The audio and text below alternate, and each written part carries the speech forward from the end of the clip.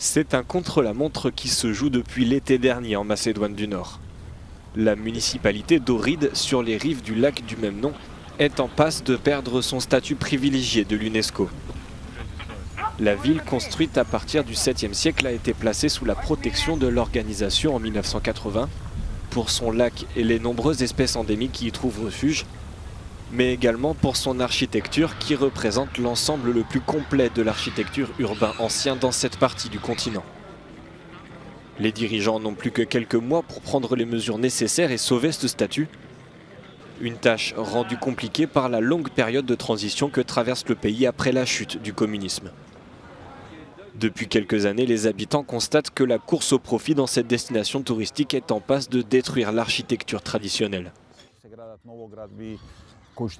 Les nouveaux bâtiments n'ont rien à voir avec l'ancienne architecture d'Ohrid. Je pense que le quartier d'Old Bazar est en train de perdre l'authenticité qu'on était censé préserver. Lors de la dernière conférence de l'UNESCO en juillet dernier à Bakou, l'organisation a tiré la sonnette d'alarme. Ils ont déclaré que leurs recommandations n'ont pas été écoutées, et ce depuis des années. Ils se sont sentis totalement ignorés, et ils ont raison. Leurs lettres, leurs réactions, leurs recommandations ont été ignorées par nos institutions et nos municipalités depuis 2009.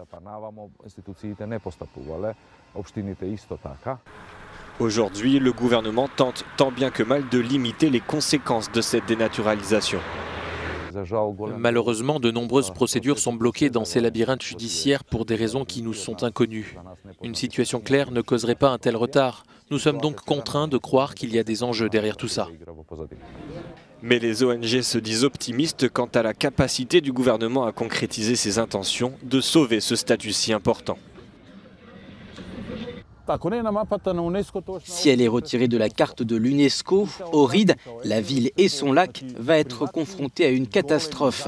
Imaginez ce qui arrivera si Ohrid est laissée sans l'énorme protection fournie par l'UNESCO. Il ne reste que quelques mois avant la conférence de l'UNESCO en juillet, au cours de laquelle il sera décidé si Ohrid restera sous la protection de l'organisation.